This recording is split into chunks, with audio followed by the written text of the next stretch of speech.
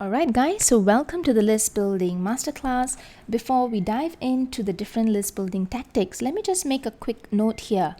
There are lots of people who will tell you that you have to do X, Y, and Z to grow your list. For instance, they will tell you that you need to do Facebook Lives, you need to do webinars, you need to have lead pages to grow your list. Now, none of this is true. You need to make use of the tools and resources that you have and make use of them to the best of your efforts, play to your strengths to grow your list. For instance, speaking from my own experience, I was not able to use webinars as a tactic to grow my list because I had a toddler at home and I was in a completely different time zone. So I struggled and I just could not squeeze in webinars at that time in my blog and business. So I did not do it.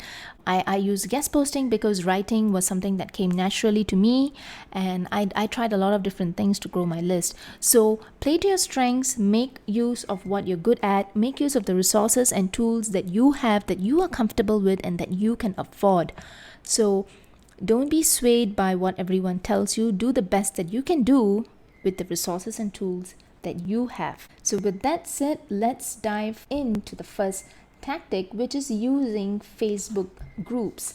And I kid you not, at least half, or I would say more than half of my list came from promoting my opt-in freebie in Facebook groups. And by Facebook groups, I mean Facebook promo threads that you see run on different groups on different days. So it is possible to stand out with your opt-in incentives if you do it right. So the main thing you need to think about when you're promoting your opt-in offer in Facebook groups is, why should they care? Why should someone bother about your promotion over 250 or 220 or 300, 350 other promotions above or below you? You have to make it enticing for them to click on your link. This is something that you do not want to do, and this is what I call the single link drop. Okay, you do not want to have a single link drop. You just drop your link, you do not give an introduction, you do not give an enticing paragraph, nothing of that sort, and you just leave. All right, so there's no short paragraph to say why someone should check it out, why someone should share or care about your promotion. Now, the language of the internet is attention, so you need to work at getting attention. All right, work at getting visible. So what I recommend you do is use something called story activators, and this is what I do for most of my promotions. I use phrases like, do you wonder, how would it be, are you struggling with, have you ever imagined?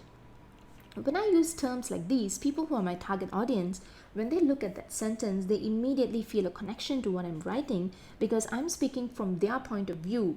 And that paragraph or that link is going to entice someone to click on that, all right? Because I'm speaking from their point of view. So don't underestimate the power of Facebook groups, and do not underestimate the power of Facebook promotions. So always include a short description written from the perspective of a reader in a conversational tone, and have a call to action. All right, so this is an example that I've used. Wondering what to write or send your list. So this is like an activator. Okay, this is something that's going to get someone to say, hey, this is a problem that I have. And another example is something like this. Okay, it starts off with a story. Everyone tells you an email list is important, but it's a struggle knowing what exactly to send your subscribers, isn't it? So I also give a call to action. With these ideas, you'll never be stumped on what to send your email list again. Okay, so these are examples from descriptions that I've used in promo threads.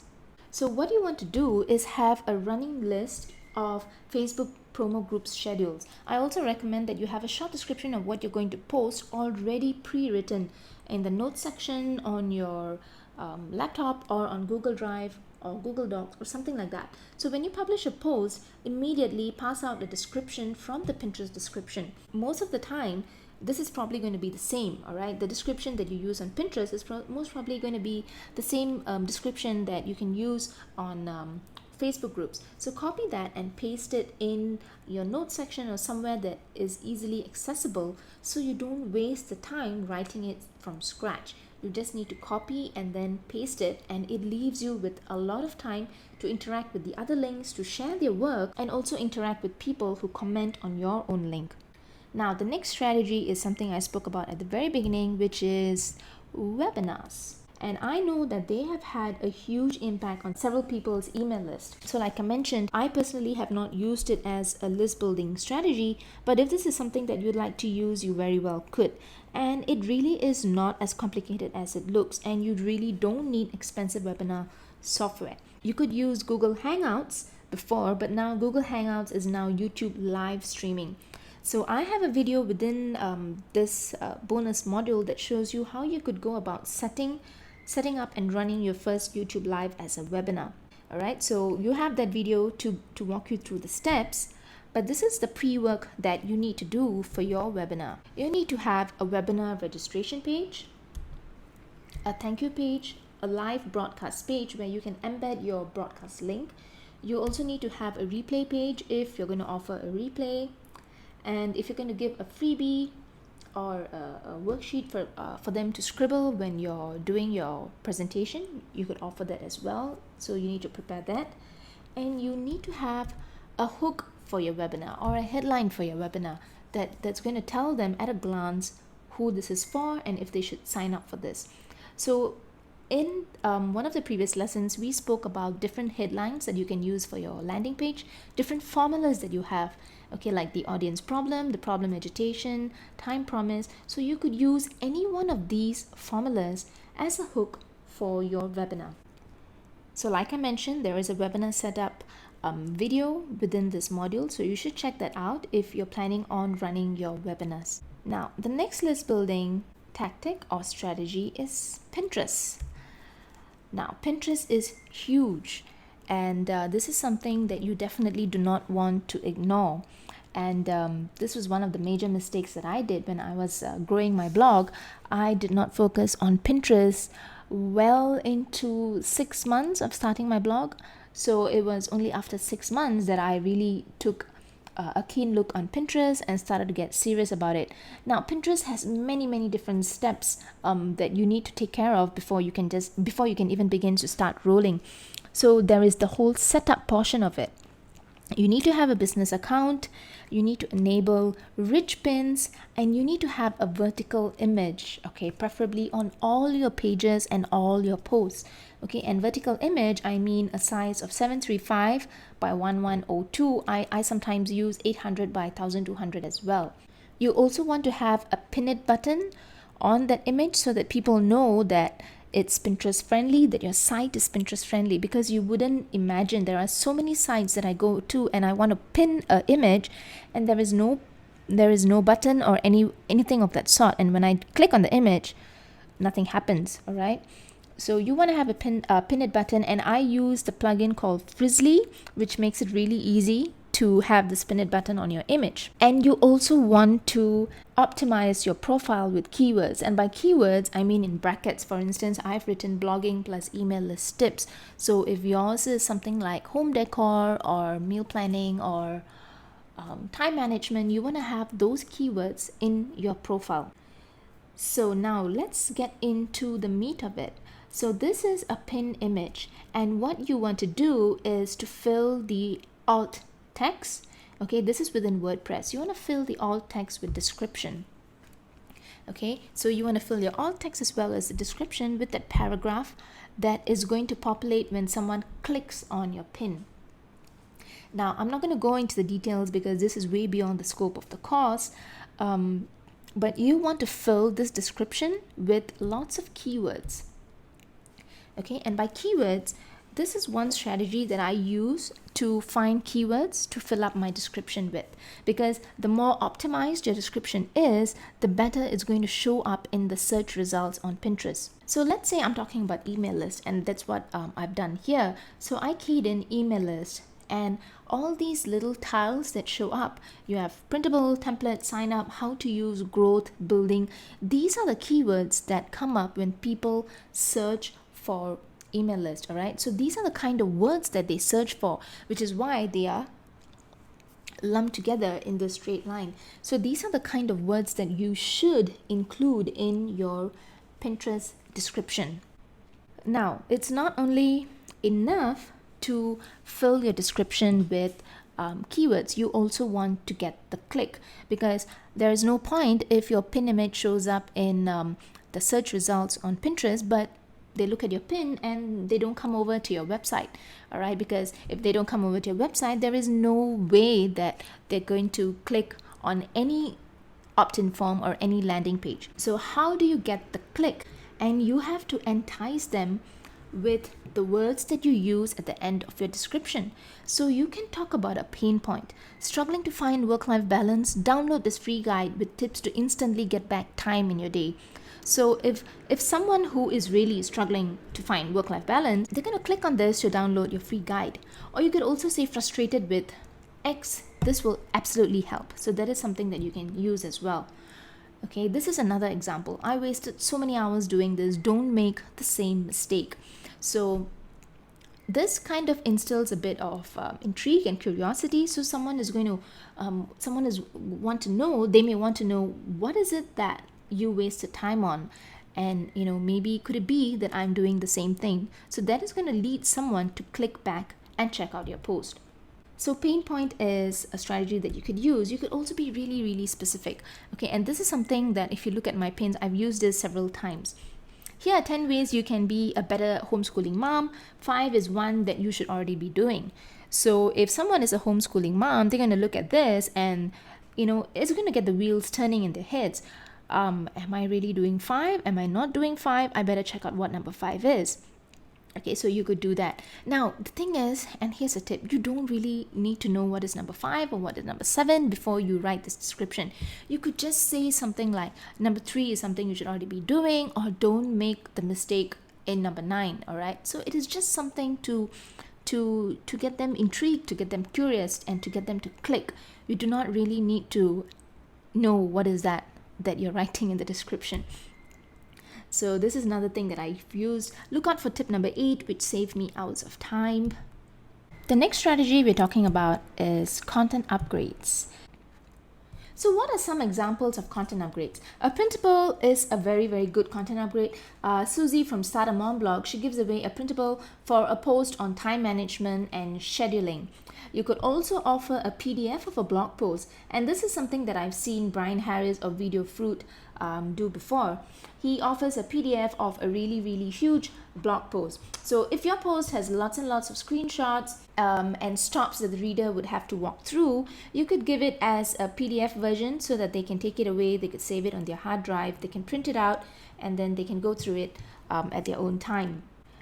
You could also offer a free email course. So Dre from the Branded Solopreneur offers a free email course as part of one of her posts. You could also have a swipe file. So if you have a swipe file of templates or pictures or tools or a media kit, all these could be converted as a content upgrade as well. And checklists, these checklists are huge for content upgrades. I've personally had lots and lots of success with checklists. So this yellow box over here, this was given by Cody Lister of MarketDoc, and he offers a checklist for his post on promotion strategies. Okay, and so his complimentary content upgrade is a checklist of promotion strategies to improve on your content returns. So if you look at that, it's very supplementary to the post that he has written. So you could also totally offer a tools or resources list.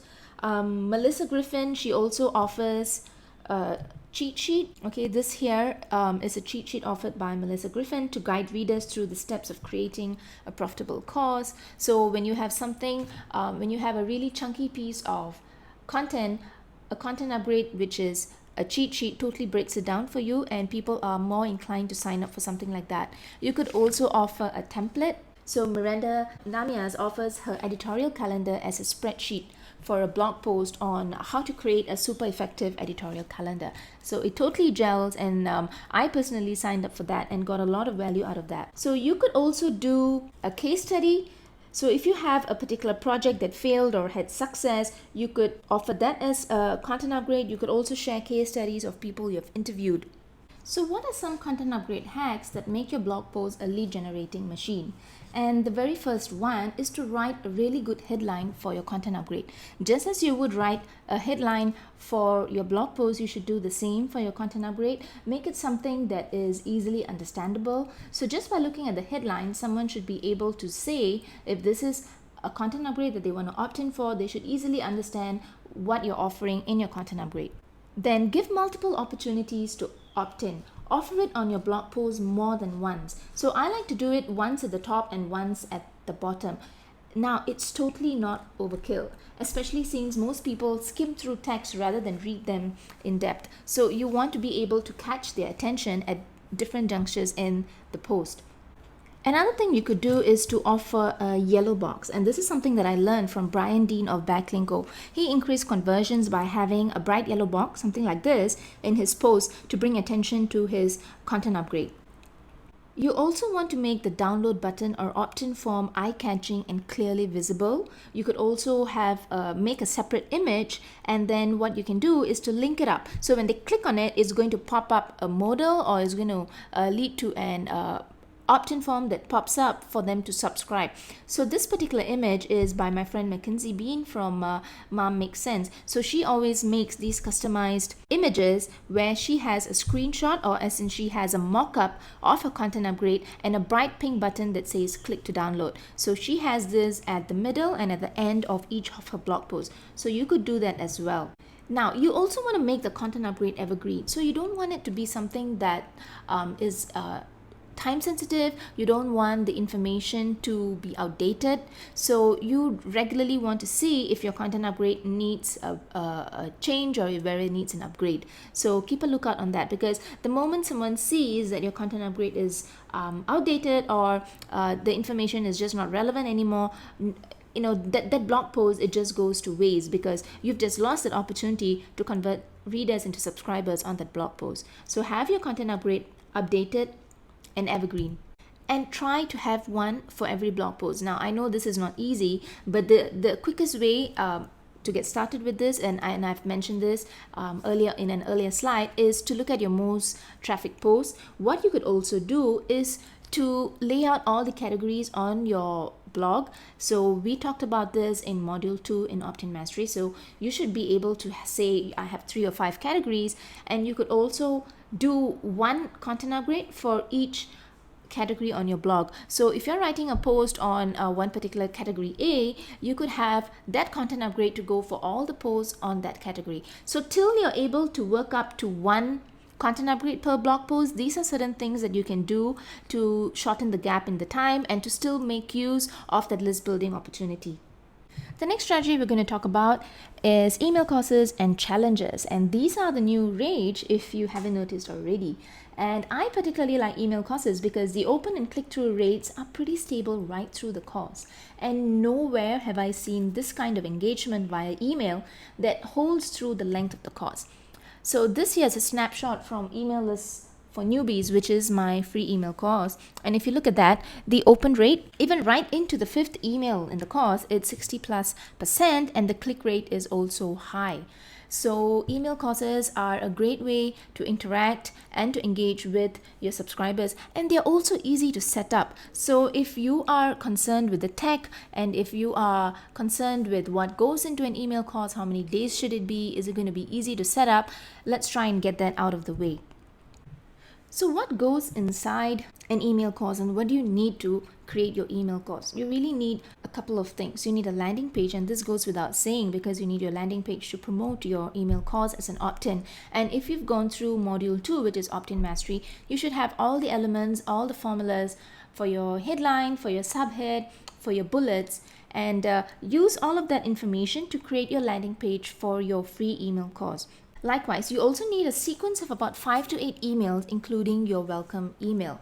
And how do you structure your email sequence? We've gone through different email sequence formulas. So there's either, or there's PAS or PAS, problem, agitate, solution. So you could use either one of these formulas to write your email sequence. And from my experience, 5 to 8 emails is the perfect length, because anything lesser than that or anything more than that, and you can't fully make an impact on your audience. So how much information should you give away in your email course? Now, this really depends whether you are pitching a related product or service at the end of your course. So what I like to do is I like to talk about mindset, strategies, and the principles behind the topic, so that my product or my service at the very end of the course seems like the perfect fit, because they have all these pieces of the puzzle, and they just need someone to fit it together, or they need a product to fit it together. So that is one way you can think about it. And from experience, what I've noticed is that when you give away lots and lots of worksheets and homework, so-called, for them to do on a day-to-day basis on your email course, people are less likely to open your emails after a certain period of time, because they just feel so overwhelmed, and they just feel that they can't keep up with the course. And if you're going to offer a related product at the end, they're going to be thinking, I have so much of free stuff that I haven't implemented, that I haven't done, so let me get to that first before I purchase this product or before I engage this service.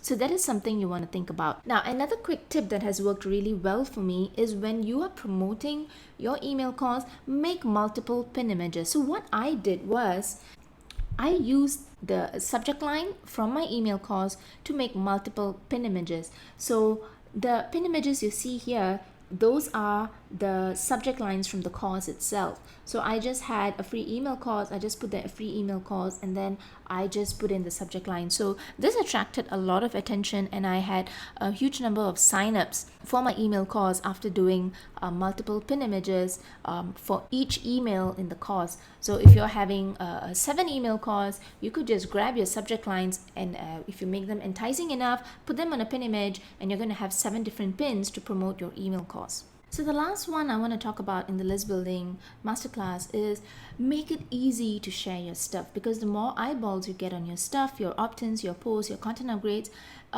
the more chances, the more opportunities you give people to sign up for it, okay, and to get on your list.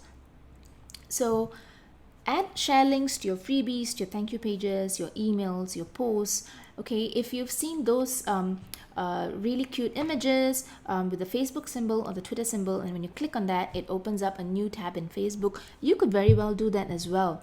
So for instance, if you want your post to be shared on Facebook, you could just use this link, and at the very back, at the very end, tail end, at the insert your link section, remove that and add in your shortened link to that post. And then what that is going to do is you could link that up to an image, and once someone clicks on that image, it's going to open up a screenshot like this on a new tab for them to share it on Facebook. You can't write out the description for them. This is something that they have to do on Facebook themselves, but you're saving them a step. Okay, so you're making it easy for them to share your work. So let me just quickly tell you, in case you're not aware, how do you create a shortened link. You just have to head over to bit.ly, and then click on the create bit link, that orange button at the top bar, and then paste your long URL into the orange box and click create. So bit.ly is just going to throw up a shortened link, and then you just have to copy that. Now, if you want to add a click to tweets, okay, what you have to do is go into click to tweet and sign in with your Twitter account, and then type in the tweet you want people to send out. Okay, you can use the hashtags. I'm not good with hashtags, but you should do that, and then include the bit link that you copied from the earlier website. Okay, so once you have the shortened bit link, you just go into click to tweet, type out the tweet as you want people to share, and then include the hashtag and include the bit link at the back, and that's it. And then click to tweet is going to create a link that looks something like this. It's going to be a ctt.xyz, and then you could add that to your emails or to your posts, even to your freebies. So I always do that within my freebie. So I add that in, and I say something like share the love or tweet this, and once they click on that, it's going to populate an instant Twitter message for them to share out to their friends and followers. Now, share link generator, this is another link that I came across. I haven't personally used this, but this makes really easy to create Facebook share links, Twitter, Google Plus, and everything else under one roof. So you don't have to go to many different places to do this. You could just go to share link generator and have this done. So just keep in mind that you don't need to do huge things in order to grow your list. Small steps go a long way, but you just have to keep at them regularly. And also choose strategies you're comfortable with and which are aligned with your values and business. For instance, I do not recommend having a resource library and I don't teach that as a list building strategy because I have subscribed to so many resource libraries, but I've never once logged into any one of them to access the resources. So I don't expect my subscribers to do the same, and that's the reason I don't have a resource library, and I don't really think that's a good list building strategy. But if you're the kind of person who logs in regularly to resource libraries and you get a heck of value out of them, then perhaps that they might even work for you.